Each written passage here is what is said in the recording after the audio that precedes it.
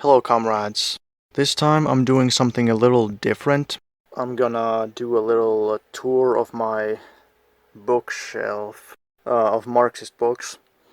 And no worries, I'll get back to the series about economics and also the history stuff that I'm working on soon. But I thought, why not? Let's do this. I just organized all my books. They were a huge mess, but now I've got them all in order. I guess we'll start here. I have a bit of a system. It's always interesting to talk about different ways to organize books. The way I've set these up is I start with the classics. So the classics are all a category of their own. Marx and Engels is one category. So this is works and books about them. Lenin, Kuusinen, that's a Finnish theoretician. I've got Gramsci, Che, and some other people like that. So they're all as their own thing. Then I've got philosophy books, aesthetics books, psychology books, economics books, and those are all in their own category. Then I've got Finnish Communist History and Soviet history as their own categories, and then I've got other history. And then I've just got other random books. I guess like I could have alphabetized them, but I didn't have enough space in the shelf. So like I've got these other random books just everywhere. Like this is Orwell's Homage to Catalonia, and just random books like that. But anyway, so let's go in order. So the vast majority of my books are in Finnish. Usually I just get Finnish books because they're more available, and also they're nice. And sometimes I need to get the exact wording in Finnish. So I get a lot of Finnish physical books. So much of the English language stuff is already online, so there's not as much need to get books. And, you know, I have a lot of books, so it's actually a kind of a problem in terms of space. So I can't just get books because I want to, it would be cool to have or something. No, like if I get books, it's because I need to read them. So I actually do the vast majority of my reading online, because there's so many books that are online. If I can get them online, then I probably won't buy the actual physical book because there's no reason to. I mean, I guess physical books are nice, but if I can read it online, I'll just read it online. I'm not even gonna buy the book. The only exception is it's useful to have Marx and Engels and Lenin in Finnish. So Marx and Engels, selected works in 6 volumes. Marx and Engels correspondence. Capital 1, 2, 3. Soviet biography of Marx, a big one. Soviet biography called Young Marx. This is another Soviet short biography called The Birth of a Genius by Gendrik Volkov. And this is like not a normal biography, but it's like a ideological biography. So it talks about like the birth of his theories and ideas. This is a short Soviet biography of Engels. This is selected works of Lenin in 2 volumes. This is from the Stalin era, but unfortunately I only have volume 1. I don't have the second volume. This was given to me as a gift by a friend. This is selected works of Lenin in 4 volumes. And here we have some Lenin books. Let's see, this is Materialism and Empiricism. Very good book on philosophy, philosophy of science. It's mainly against Neo-Positivism and talks a lot about physics.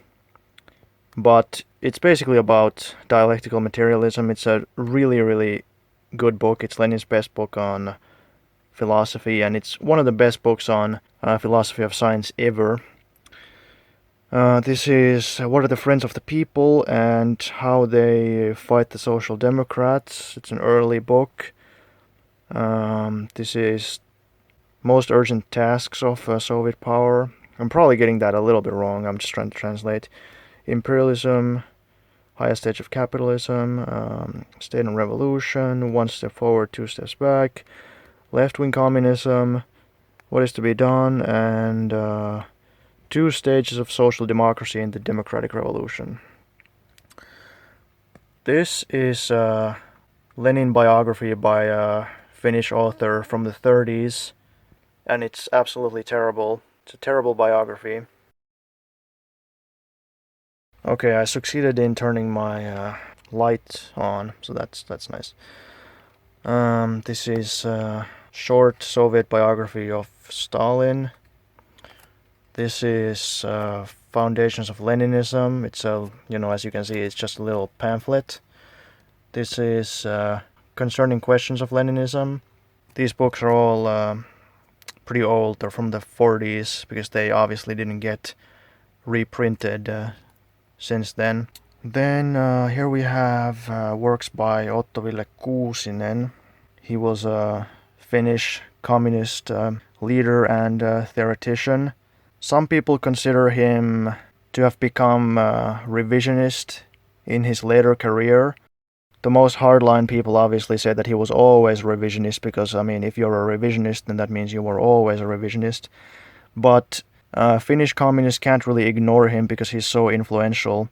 And my own personal hunch is that Khrushchev kind of forced him into kind of paying lip service to his theories because Kuusinen couldn't return to Finland. He wasn't gonna get Finnish citizenship ever, so he was forced by circumstance to stay in the Soviet Union. So he had to remain a Soviet politician instead of becoming a Finnish politician. So he kind of had to do what Khrushchev told him to do. This is a little book about his work in the Comintern. He was a very high official in the Comintern in the Lenin era. Then this is a little pamphlet by him called Lessons of the Finnish Working Class Movement. This is some reminiscences about him, but these are the actual main works. So this is from the Stalin era. It's International Questions. It's basically selected works, but a lot of it is on international topics like fascism, colonialism.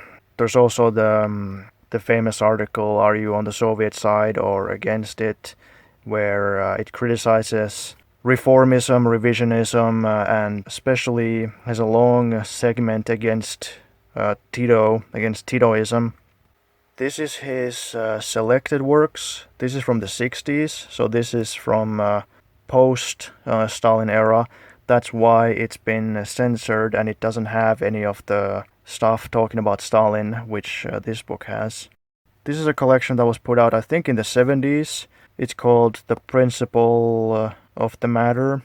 It has his the stuff he wrote basically before he became a proper communist. He was a social democrat, like all Finnish socialists, until the Communist Party was created in 1918.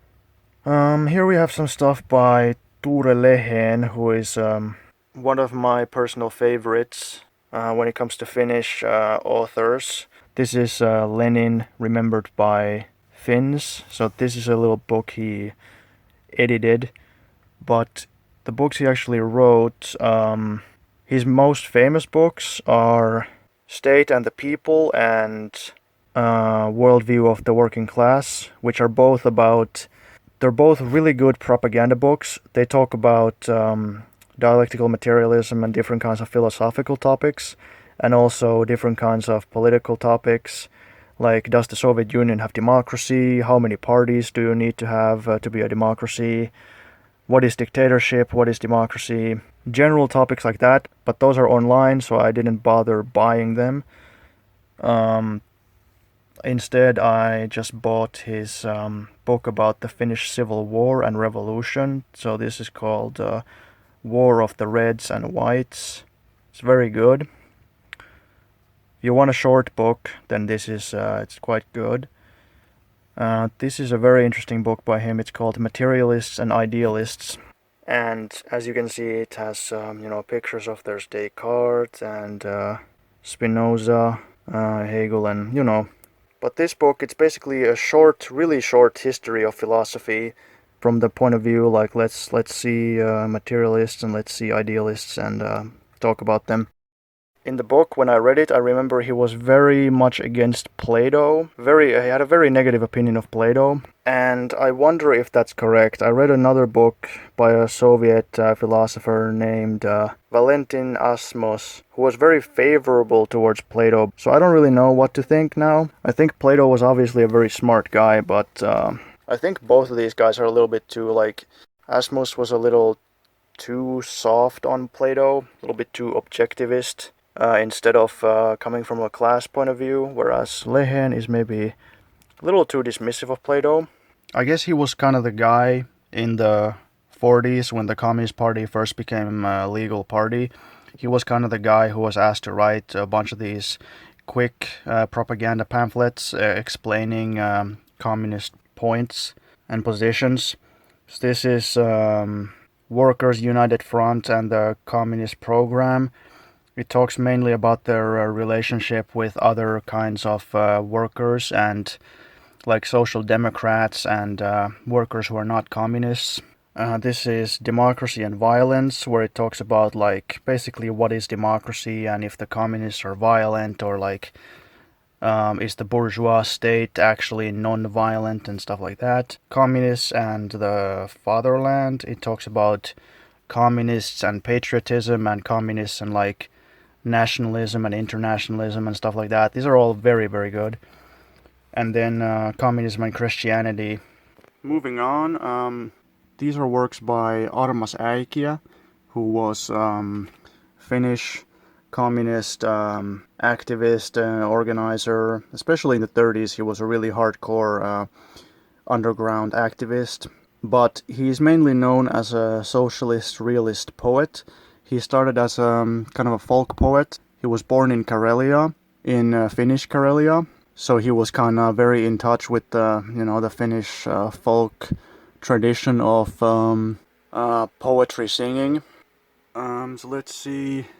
This is some of his best stuff. This is called Tuli Kantele, which basically means a kantele is a Finnish type of harp instrument, traditional Finnish instrument used by the poets in ancient times. So it basically, Tuli means fire, so this kind of translates to fire harp, which is a very cool title. This is another poetry collection called Pariah, which is obviously talking about Finland in the times of semi-fascism. So you can see there's a red bird being attacked by these black crows, showing the heroic communist organizer being attacked by the reactionary fascists. This is a book by him called Third Line, ? Which basically just is against the idea of a third line between proletariat or between capitalism and socialism. Let's see, this is his book about the famous Soviet poet Mayakovsky. He did a lot of stuff to also popularize Soviet poetry. So this is his book, 20 Soviet Poets. So he translated those to Finnish. This book, Today and in the year 1965, the title is kind of strange, but it's written in the 50s, and I haven't actually read it, but it's talking about Soviet culture, and I'm assuming it's gonna talk about how Soviet culture is gonna develop in the future.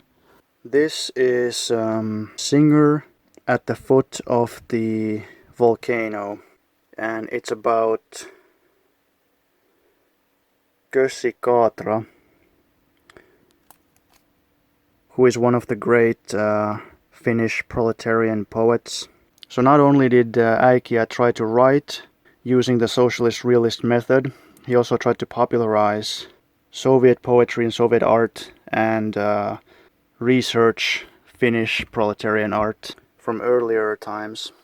Then we got Gramsci. This is a collection called Working Class Unity, and these are two selections from the prison notebooks. Then this is Che, Motorcycle Diaries. This is a collection called International by Rajani Palme-Dutt. I don't know if I'm pronouncing that correctly. A British communist theoretician of, I think, Indian heritage. This is a 2-volume economics textbook by a Finnish Marxist named Eino Nevalainen.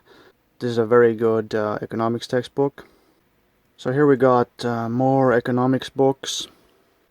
This is a Soviet textbook called Economics of Modern Monopoly Capitalism in 2 volumes. This is volume 1, this is volume 2.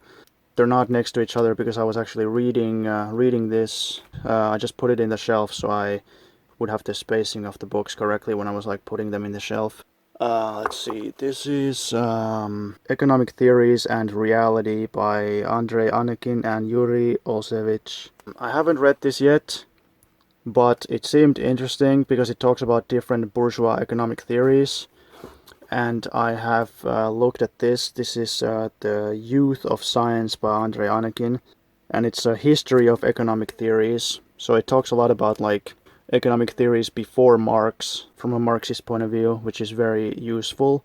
This one I read recently, From Keynes to the Neoclassical Synthesis, a critical examination by Ilina Ozatzaya.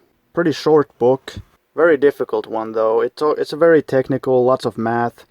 It talks about basically first Keynes, then all kinds of post-Keynesians and neo-Keynesians, and then neoclassical economy. Basically, it ends with the neoclassical Keynesian synthesis, which is like a merging of the two. So Keynesian economic theory is basically this idea that they try to come up with theories to regulate imperialist monopoly capitalism, whereas neoclassical economics is against regulation. It's basically just apologetics and propaganda to say that capitalism is perfect and doesn't need regulation, and if there are problems, all problems are caused by regulations. But then eventually you get the merging of the two, where basically I think monetarism is a type of kind of a merging of the two, where they want very limited regulation, but they still think that the state needs to like regulate monetary policy and stuff like that. Of course, Keynesianism is also propagandistic. It defends capitalism. It pretends that capitalism can be regulated and all the crises can be prevented, even though that's impossible. The book wasn't really exactly what I was looking for, but wasn't totally a waste of time. This is a well-known Soviet textbook called Fundamentals of Marxist-Leninist Philosophy. It's pretty good, although it has a chapter on like de-Stalinization, and that's basically like Khrushchevite bullshit, but apart from that, it's not a bad book. These are very good. This is History of Philosophy in 2 volumes. Very useful, although one of the people working on this actually later became quite a revisionist. He still knows a lot about philosophy, but he started saying stuff like you need to have some kind of libertarian or some kind of like democratic Marxism or some weird like anti-Leninist stuff. But still, this book is very useful. It talks about like so many different philosophers. The first one is before Marx, and this is the second one is Marx, and then after Marx. It doesn't really have stuff about postmodernism or anything. It ends with I think like Frankfurt School and existentialism and stuff like that. So it's not like up to modern day, but you know, still pretty damn useful. Random textbooks. This is Fundamentals of Philosophy, easily understandable philosophical reading. These are all about like just dialectics basically. This is a big monograph by Oyserman, the main trends in philosophy, and the 2 trends that he concludes there are basically just materialism and idealism. Super fucking technical and fancy. I didn't really like it. Although I guess he's a smart guy, but I didn't really like it. This is Dialectical Logic by Ilyenkov, probably Ilyenkov's most famous book. I don't know really what to think about Ilyenkov. He seems like a really smart guy. This book is certainly very fascinating. It talks about the development of dialectical logic. So it talks about like basically development of materialism, development of dialectics, development of logic, and then like how you end up with dialectical logic. But I know a lot of smart people who like Ilyenkov, but I also have heard like some vague criticisms of Ilyenkov. And I think Ilyenkov probably is wrong about certain things, but I haven't quite figured it out yet. These are like sociology books. This is Power and Authority. The subtitle I think is called like What Do Sociologists Talk About? I haven't read it yet, I just got it. This is Igor Kohn's Positivism in Sociology. Positivism is a type of neo-empiricist idealist trend. So this is very nice. It talks a lot about basically just the sociological, political views of the positivists. So very nice for somebody interested in history of philosophy. This I haven't read yet, but I'm really looking forward to it. It's a Soviet book entirely about the sociological theories of the Frankfurt School. It's called Social Philosophy of the Frankfurt School, Critical Essays. Book on Marxist morality called The Moral Concept by Oleg Drobnitsky. This one I read very recently. It was super fascinating, by a Finnish dude from the 70s called Seppo Toiviainen. And it's called The Young Lukács. It's a criticism and pretty thorough review of Lukács. Lukács was a Hungarian Marxist philosopher.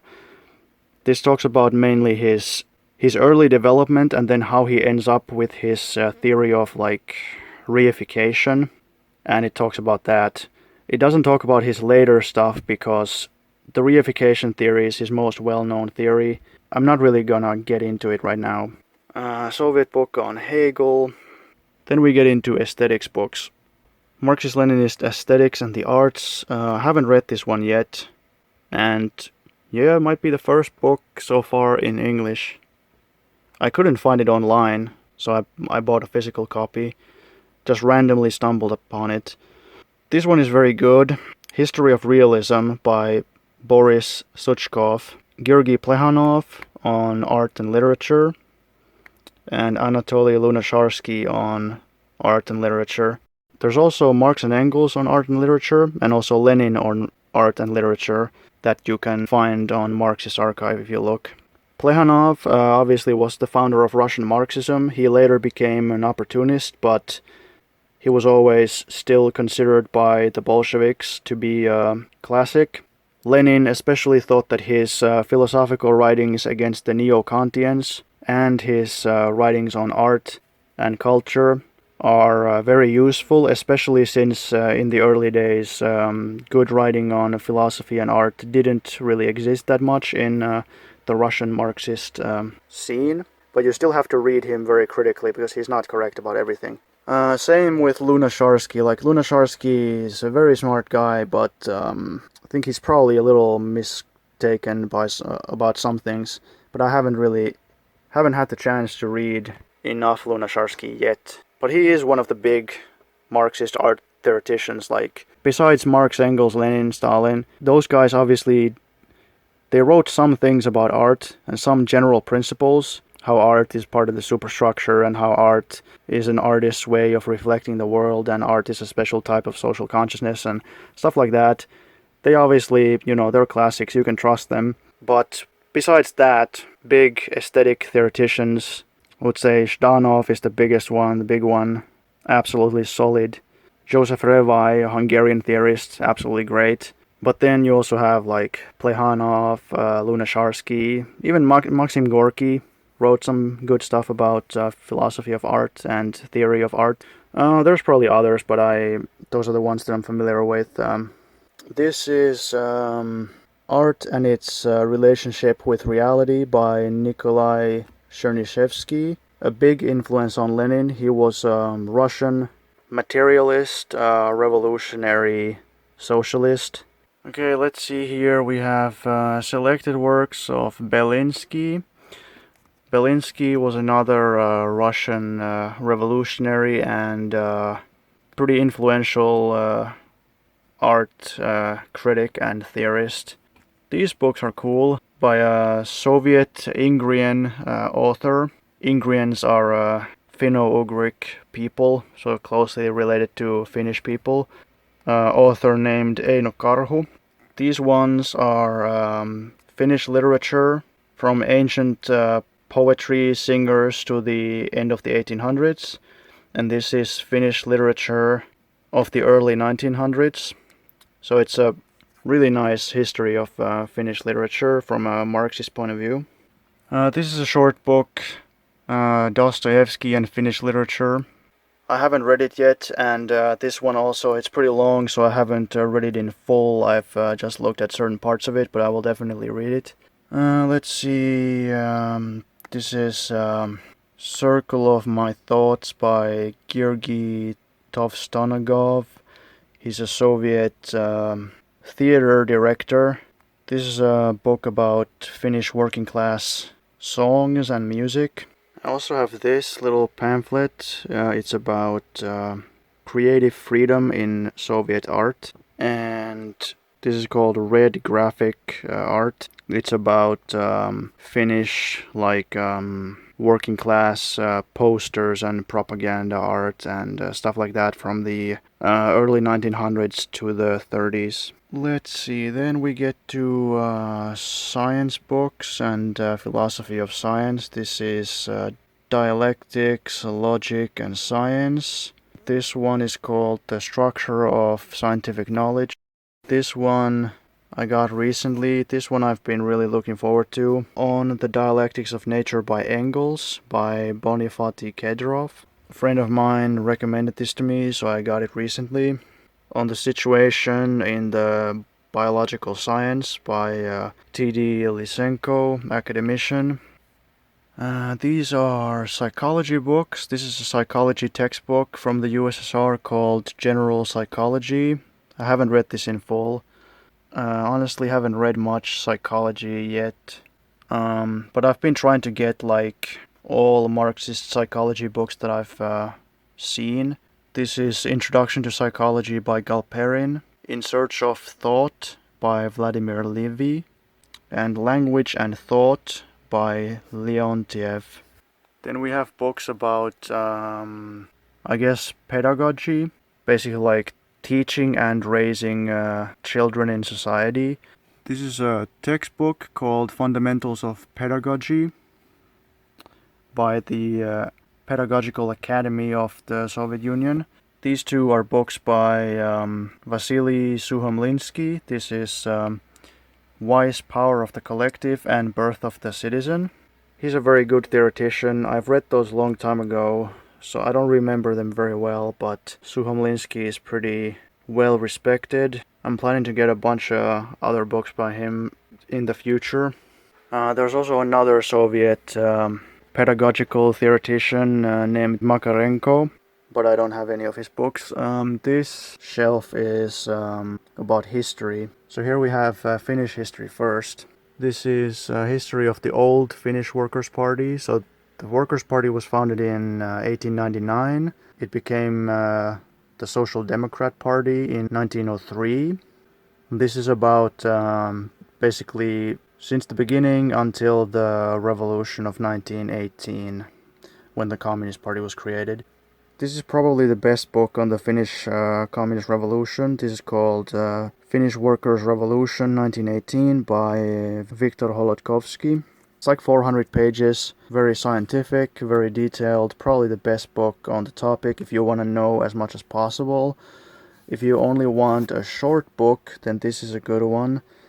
This is The Eventful Years 1917 to 1918 by Hyvönen. This is a really short book. It's 100 something pages. So if you want a short book, then that's a decent one. This is an example of Finnish white guard literature. This is basically white propaganda. Very bad book. I found it in some random bookshop. I've been trying to get every book on Finnish communist history and especially on the revolution that I've been able to. This is Memories of the Summer 1918.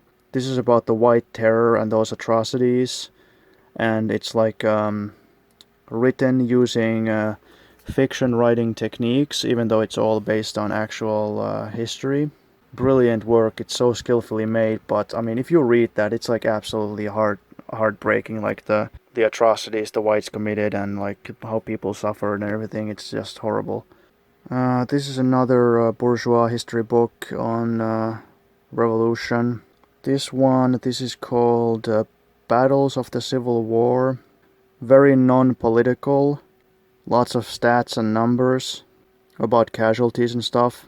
Not great, but not terrible. This is another book that's a good example of white propaganda. It's called Svinhuvud and the Independent Senate. Svinhuvud was the leader of the white government, like the civilian leader of the white government. Big reactionary. And this book, even though it's like such a massive book, it actually has very few words. Like it has really big font, big margins. They probably wanted to make the book as big and impressive as possible, even though it doesn't have many words in it. Terrible book, but it's very useful to read. This is like so reactionary and like it's actually even pro-monarchist. So it's so reactionary that it's actually very useful to read. Such a blatant description of the reactionary views of the whites by the whites themselves. This is written in the 1930s, so makes sense. Other books by Hyvönen. He wrote a lot of communist history. This is Communist Party in the years 1918 to 24.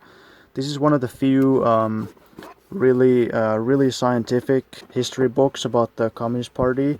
Other communist history books are, with the exception of the revolution, there's a lot of stuff about the revolution, but the other history books by the Communist Party about its own history are like memoirs and memoir collections and stuff like that, or like very popular histories, and I'll show other examples, but this is like a proper scientific history, but it's only about 1918 to 1924, so it's a very short range. This is basically a sequel to it, Communist Party in the Underground Years, also very good. This is a much more popular book by Hyvönen. It's called Experiences from the Underground Path. So it's about the same time period, but it's in the style of like a more popular presentation as opposed to like a real scientific book. This is another similar type of deal. It's called Underground in the Night.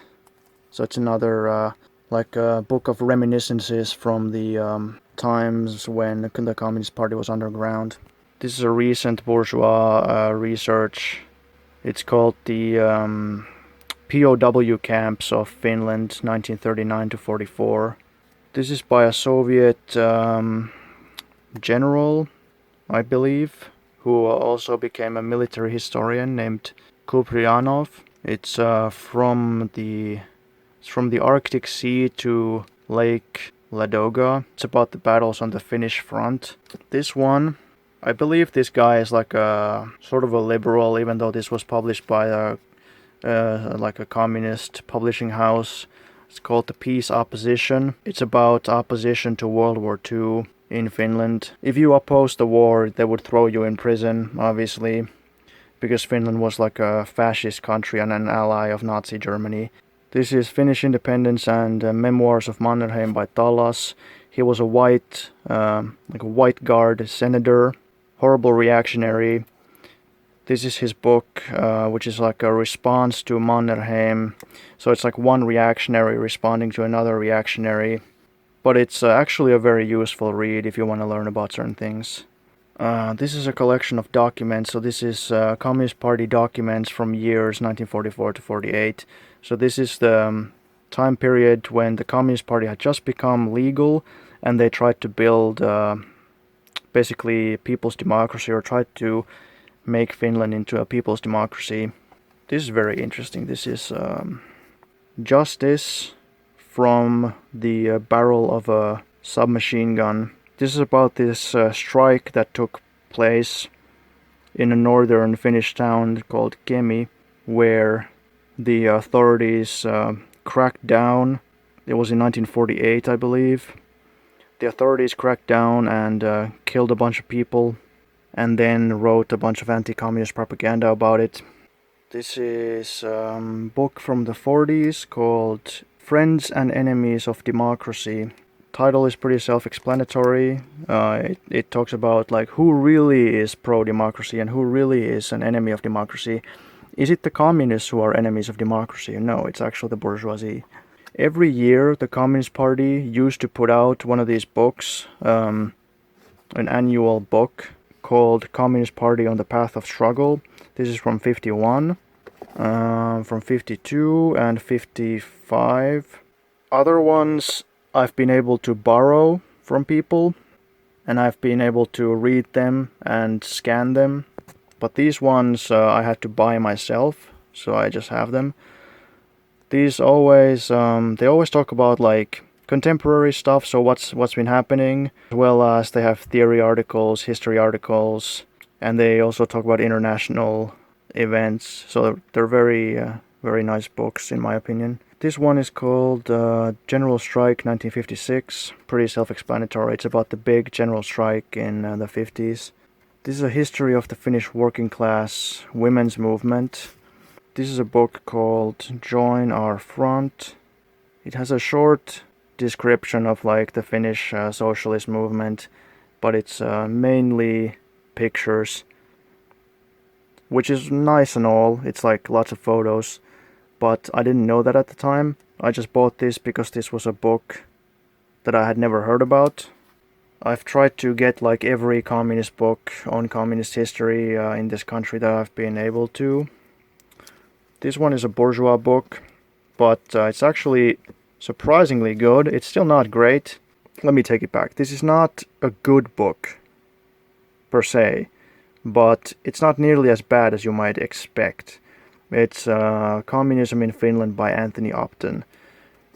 I think the reason why it isn't so bad is because it uses a lot of communist sources to talk about like what the communists are doing or what the communists are saying. It actually uses communist books and then says like, look, this is what the communists are saying. So it's a little bit more factual. It's not just all made up.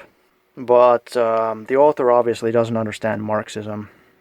This is People's Power as the Goal by Saloma, who is quite a bad revisionist, reformist. This is a history book. It talks about like the communist movement. There's some bullshit in this, but it's mostly good because he couldn't go wild with the revisionism at that point because the party would have criticized him. So he had to kind of stick to the truth. So that's why this book is actually decent. Yeah, this is one of those more popular pamphlets. This is different kind of party. It's about the history of the Communist Party. Has a bunch of articles by Kuusinen and some like basic information, I think. This one I got recently, haven't read it yet, but it looks very interesting. It's the Leftist Working Class Movement in Finland, Part 1. It says Communist Party, Parliamentary and Revolutionary Party 1918 to 88. Yeah, it's pretty interesting. This is supposed to be Part 1, but this is basically the whole history of the party. So it's like, what did he think Part 2 was going to be? I don't know. I don't know if there is a Part 2. Maybe there is, but I don't know. This tiny little pamphlet is Speeches by Finnish Communists. And yeah, it's mostly revisionists and reformists, but there was no way for me to know that when I bought it, and besides it's still useful to read just to know what they said.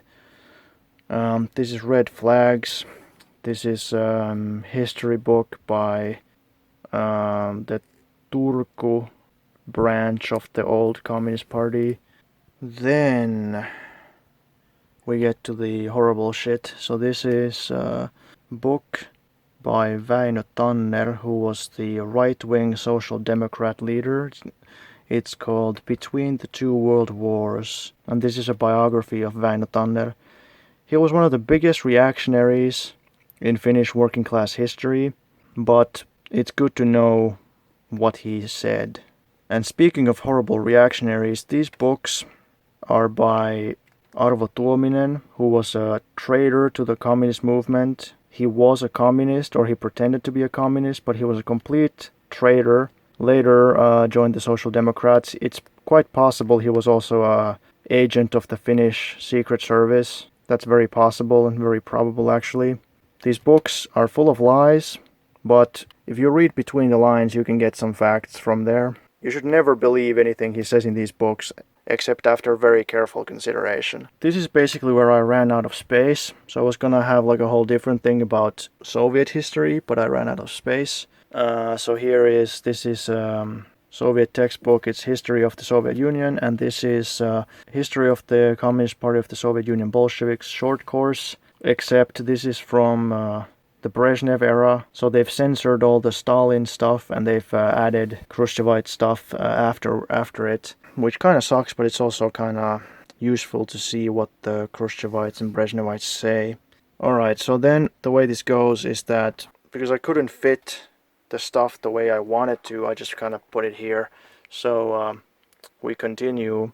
Grover Verboek's Blood Lies, very good book. Khrushchev Lied is, I think, a pioneering book, but Blood Lies is much better written in my opinion, in terms of sources and everything. This is like so solid, whereas Khrushchev Lied, I think, my first impression when I read it was that it skips over certain things a little bit too fast and makes assumptions which it doesn't justify well enough maybe.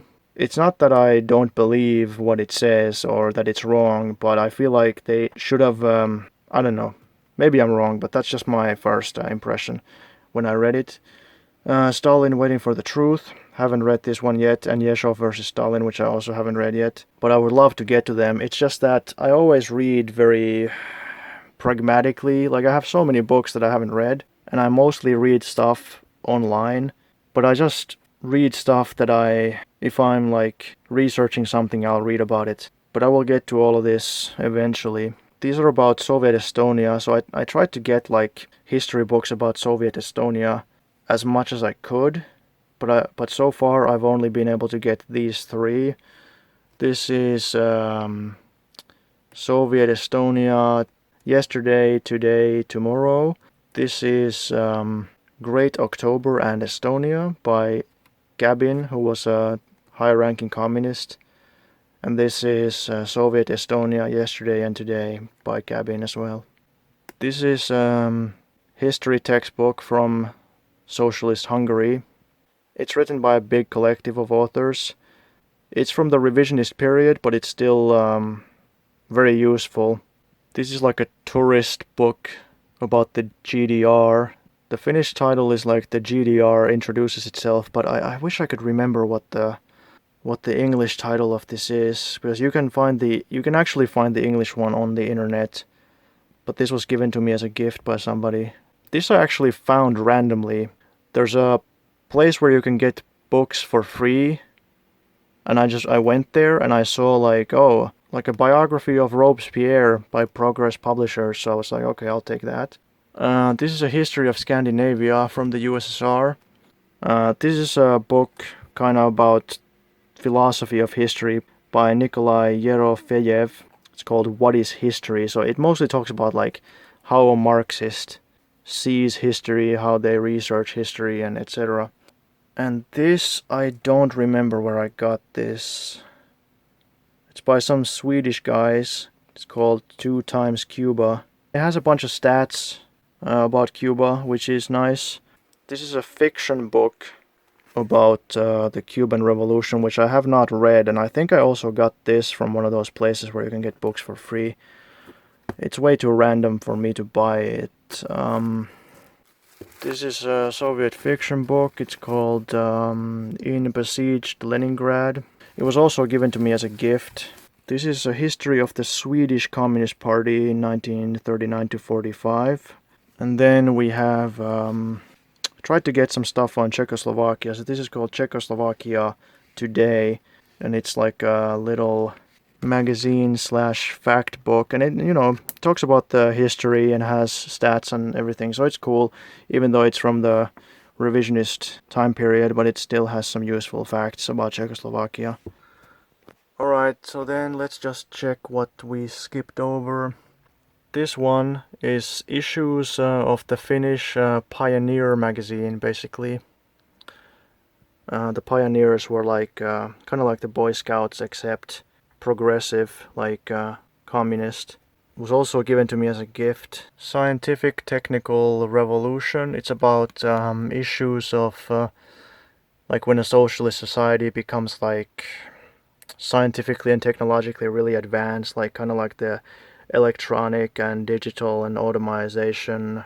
This is a Marxist critique of religion. Have not read that one yet. A couple books by this Soviet, like, I don't know, Brezhnevite ideologue named Leibson. This one is called Unity, Solidarity and Internationalism. And I have another one called What is Being a Revolutionary Today. Not great, not absolutely horrible either. It's definitely Brezhnevite though. Wouldn't really recommend it to anybody.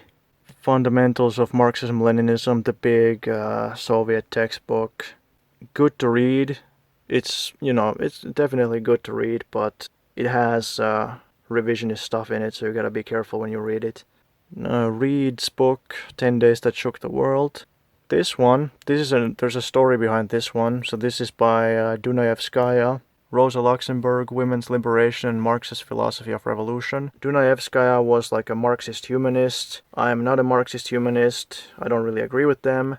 But I think when I tried to order Fur's book, Assassination of Sergei Kirov, and Khrushchev Lied, they sent me Khrushchev Lied, and then they also sent me this one, even though I didn't order that. And they said that they didn't have the Kirov book anymore. So I don't know if it's supposed to be like a nice gesture or if it was a mistake or what, but now I have that. I think I was in a bookstore and I found this Orwell's Homage to Catalonia for like fucking 30 cents or something, so I got it. Orwell, obviously a horrible guy, complete traitor and an enemy agent. This was an awesome find. This is Seize the Time by Bobby Seale. So one of the founders of the Black Panther Party, and I found this for 50 cents. So I was like, okay, I'm definitely taking that. This is an interesting book. It's called Origins of Marriage and the Family by Yuri Semyonov. It's basically taking Engels's Origin of the Family, Private Property and the State, but greatly expanding on it, except it leaves out the state stuff. But it's greatly expanding on it and using some more recent information. So that's actually a very fascinating book. This is some bourgeois biography of Ulrike Meinhof, who was one of the Rote Armee Fraktion leaders. Have not read this one yet. I think I got it as a Christmas present from some family member, which is quite fucking hilarious. But what else? Oh yeah, these ones. These magazines. There used to be a communist school in Finland, founded in the 40s, named Sirola Academy. Sirola was one of the Finnish communist leaders who died, I think, already in the 30s. So the school was named after him in the 40s. And they gave like courses that lasted, I think, from 6 months to a year. So, and every year they would put out this magazine which talked about all the stuff that they had studied and also had some like interesting articles about different topics. Weren't quite as good as I was hoping. The topics are quite interesting, but the articles are all very short, but still not bad. So yeah, maybe this is a disappointment to some, but like 99% of everything that I have in physical form is either in the Finnish language or about Finnish stuff. And that's just because, like, if you want to find out about Finnish stuff, you gotta basically, I don't know, speak the language and get physical books and read them. English language stuff is much more available on the internet, so it's not as necessary to buy it. And you can see like a clear perspective. Like I have so much stuff from Progress Publishers, so that's the Soviet publisher, and from People's Culture, which was the Finnish communist publisher. I have like so many books by those two publishing companies, because those are just the books that are widely available. Progress Publishers, obviously, they translated into many different languages, but I think like every country has their own kind of Marxist literary scene. But I have had to rely on basically the English-speaking and Finnish-speaking realms. But let me think, what was the last book I read? Last book I read was a bourgeois aesthetics textbook, which a friend of mine borrowed me. Before that, I read the big Soviet textbook on economics that I'm doing the series for. That just goes to show that mostly I read books that I don't even own. Mostly I just read books that I can get from libraries and borrow from friends and read online. But when I can't do that, I have to buy the books, and that's what this is. Or if I just happen to see oh, Soviet critique of positivist sociology, well, I'll take that.